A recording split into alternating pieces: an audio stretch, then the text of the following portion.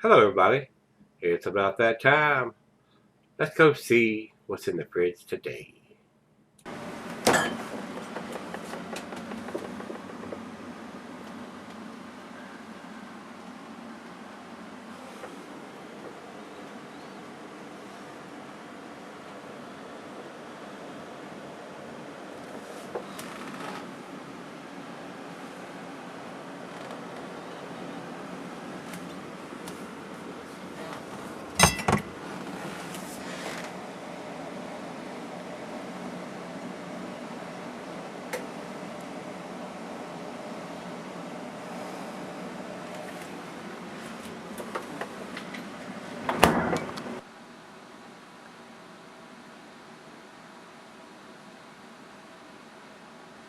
Hello, everybody. Thanks for stopping by Gregsbeerreviews today.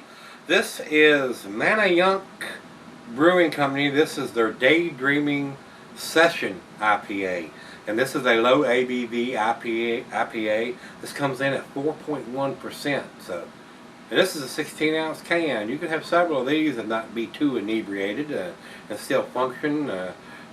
So this is a beer that should be on the hoppier end, but on the low ABV end, so you can have more than one of them if you so choose, and go back to work or whatever. But this is a big beer. This is as far as the can size. This is a 16 ounce or so.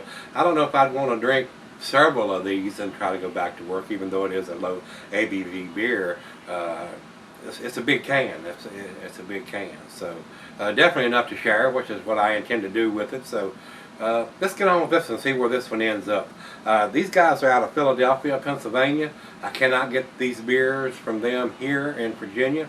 So Chris sent it down to me. So Chris, thanks a bunch for sending it down and letting me get to try it anyway.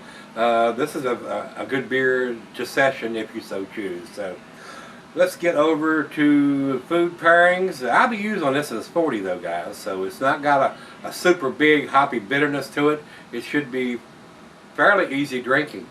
So that's what the session IPAs are all about. Low ABV, not real bitter. Maybe a good transitional beer if you're not into IPAs to try something like this. I don't know. We're going to find out. We're going to pop the cap on this thing in just a second here. Food pairings on this is your typical IPA. Courage and Tide is the cuisine it calls for.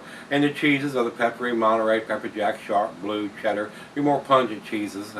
And the meat for this is poultry, fish, shellfish, and salmon. And I will add grilled meat to that.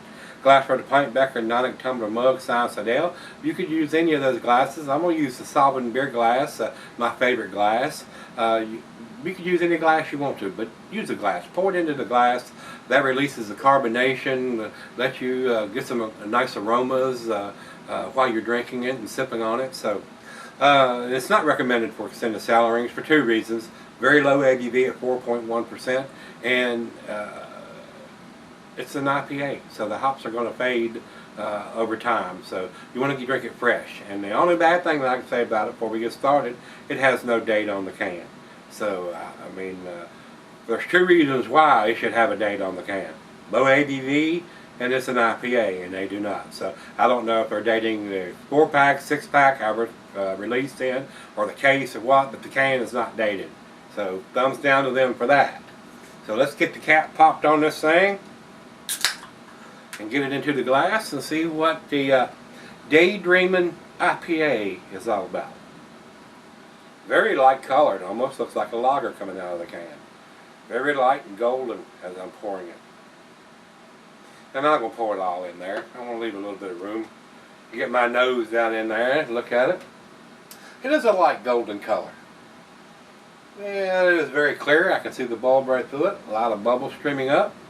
Big bubbles around the side of the glass. A little creamier on top.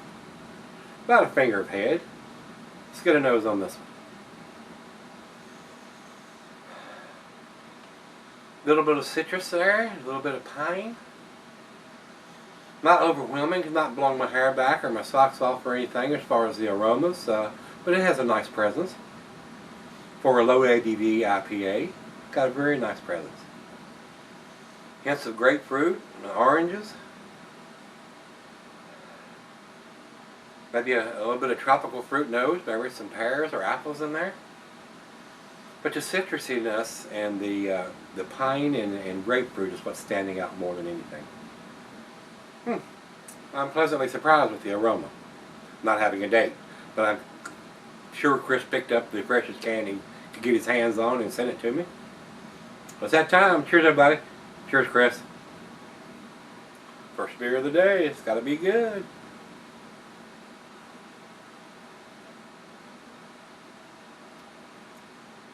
Very light. Very, very light. For 4.1%, you got to realize this. It's not a 5, 6, 7, 8%er now. It's 4.1. So it's not going to have that big flavor that you're going to get from some of the bigger IPAs.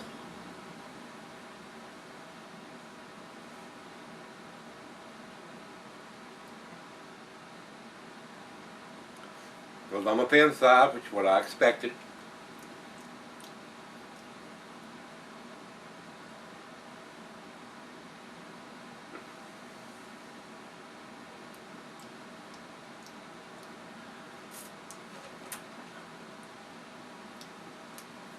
Just enough of the citrusiness and the grapefruit and the pine to let you know that you're drinking an IPA, but it doesn't have that strong bitter back end that a lot of the 70, 80, 90 IBU IPAs are going to have. Very easy drinking, very sessionable, if you will. That's what they're calling it. Very much a lawnmower style beer. That's what I call these. Or you could come in and have this thing iced down and drink one of these and then go back out and finish cutting the grass or whatever you're doing outside, whatever work you're doing outside. So, and not feel inebriated or anything like that, or have your head spinning around. So, well, let's get right out of the fridge. Let's take it back and let her get a sip or two or three out of it and sip on it for a little bit and see where this one ends up. Not blown away, but a nice low ABV session lawnmower beer. That's what I call them. So let's see where it ends up. I'll be right back. Hey everybody, I'm back. Got just a little left.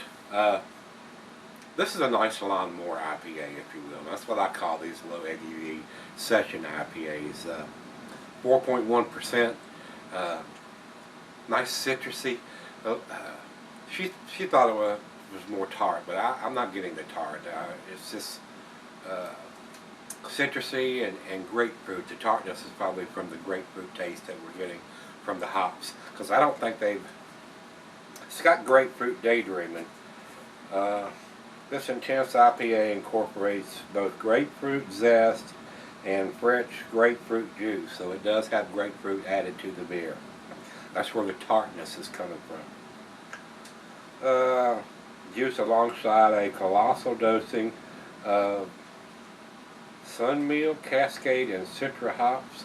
The explosion of citrus and dank resiny hop aromas are sublime, while the delicate malt profile produces a very quaffable session IPA.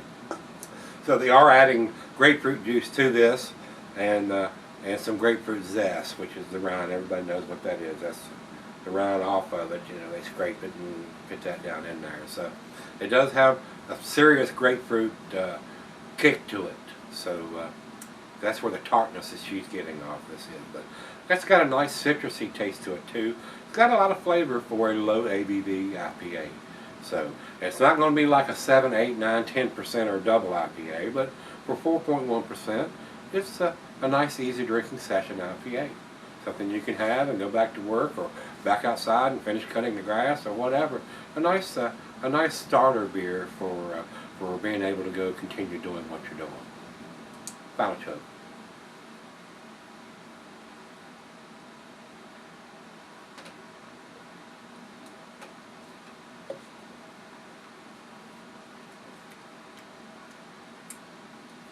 Definitely getting the grapefruit. The grapefruit stands out more than anything. But there is a nice citrusiness to it. A little bit of pine. Very easy drinking. A nice representation. Looking at the other people's reviews, either you like it or you don't like it. I mean, it's probably none of the middle of the road stuff. I thought it was okay. I did. I thought it was very decent. Do think it's above average beer. I'm not into these lower ABV beers. I like something with just a tad more ABV and a tad more creamier mouthfeel there. This is a little on the thinner side, being a 4.1%er. So, but very, very entertaining, if you will. Nobody has any reviews on this. Beer Advocate or Rate Beer, either one.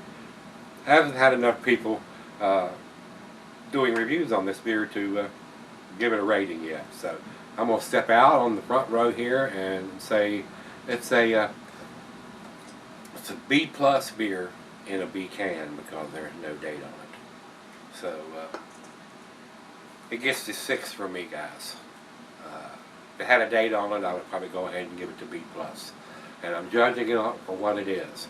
If you're looking for a real tasty IPA that's going to blow your hair back and your socks off, this is not it. If you're looking for a nice session, low ABV beer, and you can get your hands on this one up in Pennsylvania, it's a nice one to be able to have maybe at lunchtime and go back to work, or out while you're cutting the grass.